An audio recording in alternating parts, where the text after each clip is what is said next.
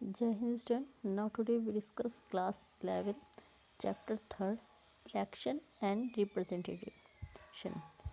In this video we discuss what is democracy, what is universal adult franchise and election manifesto and function of election commission of India. In short, we discuss only intro of this chapter. So election and representation, जैसा कि आप लोगों को name से ही पता चल रहा है कि इस चैप्टर में हम इलेक्शन सिस्टम के बारे में डिस्कस करेंगे। चैप्टर फर्स्ट हमारा constitution why and how and second था fundamental rights in Indian constitution. And अब क्वेश्चन चैप्टर थर्ड हमारा है इलेक्शन एंड रिप्रेजेंटेशन। जैसा कि हम जानते हैं हमारी जो कंट्री है उसमें डेमोक्रेटिक गवर्नमेंट है। Democratic government. Firstly, what is a democracy?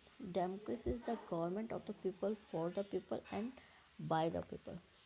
Because जैसे कि ये बुक इंडियन कॉन्स्टिट्यूशन पे बेस्ड है और ऐसे में हम इंडिया की डेमोक्रेसी के बारे में बात कर रहे हैं, तो इंडिया में डेमोक्रेटिक गवर्नमेंट को लाना इतना इजी नहीं था। वर्ड मीन्स 1947 में जब हमारी कंट्री इंडिपेंडेंट हुई, उस टाइम में इंडिया जैसा हम जानते हैं कि हमारी इंडिया काफ़ी बिग कंट्री है, काफ़ी बेस्ट कंट्री है और इंडिया में 70% लोग इलिटरेट थे और ऐसे में डेमोक्रेसी को इस्टेब्लिश करना बहुत ही इम्पॉसिबल लगा।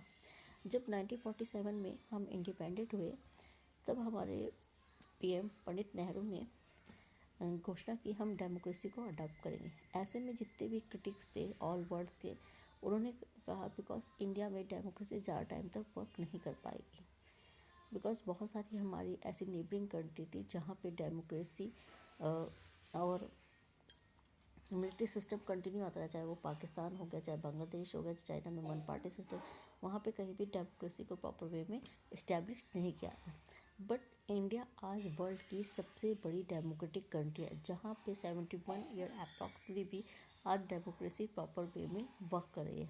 आज हमारे इंडिया में हर 5 ईयर्स के टाइम के बाद इलेक्शन हेल्ड होते हैं और जो गवर्नमेंट है वो बाय पब्लिक अपनी चॉइस से चूज़ इलेक्ट करती है, अपनी रिप्रेजेंटेटिव चूज़ करती है। सो यही एक बेस्ट डेमोक्रेसी की पहचान है। नाउ डेमोक्रेसी, अभी मैंने बताया डेमोक्रेसी है क्या। Democracy because is the government of the people, for the people and by the people. Like India में क्या कहते हैं, लोग अपने खुद के रिप्रेजेंटेटिव खुद चूज़ करते हैं। ये जो डेफिनेशन किसने दी, अब्राहम लिंकन जी ने दिया है। Democracy can be classified into 2 types. Democracy को 2 टाइप्स में डिवाइड किया गया है, direct democracy and indirect democracy. Direct democracy means ऐसी डेमोक्रेसी जहाँ पे पब्लिक जितने भी मेजर डिसीजन है उसमें पार्टिसिपेट करे, जो कि आज इन प्रेजेंट जो कि इम्पॉसिबल है। पॉसिबल बिकॉज आज कंट्री सिटी में वहाँ पे ज़्यादा पॉपुलेशन है, काफ़ी वेस्ट कंट्री है। अगर हम सोचें कि इंडिया के सारे लोग कोई भी लॉ बन रहा है उसमें पार्टिसिपेट कर पाए एक साथ डिसीजन है, तो ये इम्पॉसिबल है बिकॉज इतने सारी पॉपुलेशन के एक जगह गैदर करना इम्पॉसिबल होगा। और गैदर कर भी ली जाता है, मान लीजिए आज सोशल मीडिया के थ्रू कोई भी लॉ मेकिंग के लिए वोटिंग हो भी जाती है तो उस पर भी सबकी थिंकिंग अलग अलग होगी, तो कोई भी डिसीजन नहीं लिया जा सकेगा। सो आज वर्ल्ड में केवल डायरेक्ट डेमोक्रेसी कहाँ पे, ओनली ग्रीस।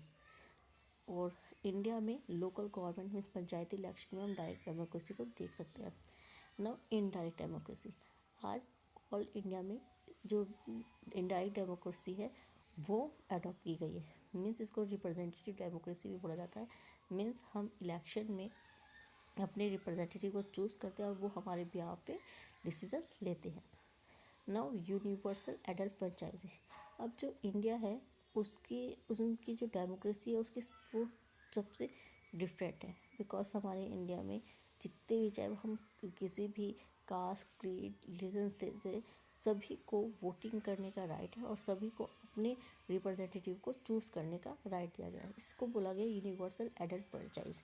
मीन्स सार्वभौमिक मौलिक मताधिकार, यानी every person about the age of maturity means 18 years and above is entitled enjoy the right to vote in election irrespective of caste, creed, color, race, language, religion etc.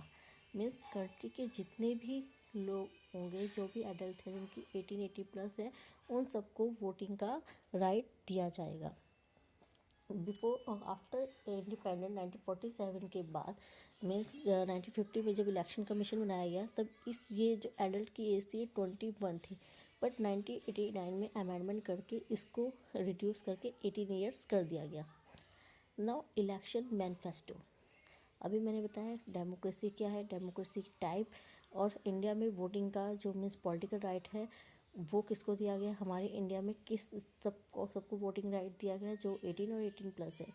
अब जो election होते हैं India में वो कौन करवाता है, India में इलेक्शन कमीशन ऑफ इंडिया करवाता है। जो इसके राइट्स है वो हमारे कॉन्स्टिट्यूशन में मेंशन किए गए हैं। इलेक्शन कमीशन ऑफ इंडिया में एक ECI होगा, मीन्स चेयरपर्सन होगा, ये 1 या 2 भी हो सकते हैं, और इनका वर्क हो गया, अब ये 1 ही होते हैं, ऑल इंडिया में election free and fair election conduct करवाना। सबसे पहले इलेक्शन में मैनिफेस्टो का मेन वर्क होगा। Election manifesto is a document to let the voters know about the programme, policies and aims of political party to be declare and eve the election. जो भी political parties election में participate करेगी वो अपना एक manifesto means वो क्या क्या पॉलिसीज़ या प्रोग्राम्स लोगों को के लिए ला रही है, उनके किस तरह से उनके एस्पिरेशन और ड्रीम को फुलफ़िल करेगी, उसके बारे में वो पूरी इन्फॉर्मेशन देगी, जिससे वोटर अपने किसी भी रिप्रेजेंटेटिव को चूज़ करें। और डेमोक्रेसी की सबसे बेटर डेमोक्रेटिक पॉलिटिकल पार्टी कौन कहलाएगी, जो अपने मैनिफेस्टो में दिए गए वर्क के अकॉर्डिंग वर्क करेगी। लाइक हम कांग्रेस के लिए लेते हैं कि हम बेरोज़गारी हटाएंगे, गरीबी हटाएंगे, और अगर वो इनमें से जितने भी वर्क उसने अपने मैनिफेस्टो जो पॉलिसीज़ में दिए है, अगर वो जो वर्क करती जाती है मतलब स्टेप बाय स्टेप, तो उसको हम डेमोक्रेटिक पार्टी कहते हैं। बट अगर उसने जो भी अपनी पॉलिसीज़ प्रोग्राम्स बनाए उसको नहीं कर पा रही है, तो वो रियल वे में डेमोक्रेटिक पार्टी नहीं है। और यही रीज़न है शायद आज 70 ईयर्स के इतने लंबे 60 ईयर्स के टाइम पीरियड के बाद पब्लिक ने उसे चूज़ नहीं करा।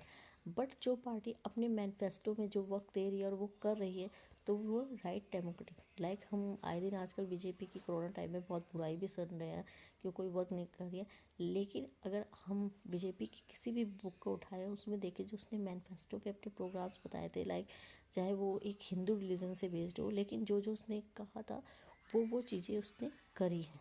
तो इस रीज़न से अगर हम चाहे हम उस पार्टी के फेवर में हो या अगेंस्ट में हो, लेकिन इन रियल वे उसने एक डेमोक्रेटिक पार्टी का वर्क करा है। लाइक राम मंदिर बनाना, आर्टिकल 370 मीन्स जो उसने अपने मैनिफेस्टो में दिया था, CAB सिविल, उन सबको अखंड भारत की जो उसकी सोच थी वो सब वर्क उसने स्टेप बाय स्टेप करा है, और यही रीज़न था उसके सेकेंड टाइम भी पब्लिक ने चूज़ करा। नाउ अब हम बात करते हैं function of election commission of India. जैसे बताया कि कंट्री में इलेक्शन का वर्क करवाने का इलेक्शन कमीशन ऑफ इंडिया क्या है। अब इलेक्शन कमीशन सबसे पहले वर्क क्या करता है इलेक्शन करवाने के लिए, the election commission control over the election machinery to conduct free and fair election. Free and fair election करवाने की सारी मशीनरी मीन्स इलेक्शन टाइम जब होता है 5 ईयर्स के बाद, तो सब कुछ इलेक्शन कमीशन के हैंड में होता है। The election commission prepare the voter list. सबसे पहले वो वोटर लिस्ट प्रिपेयर करता है। Nana Sapna, please pick up my call.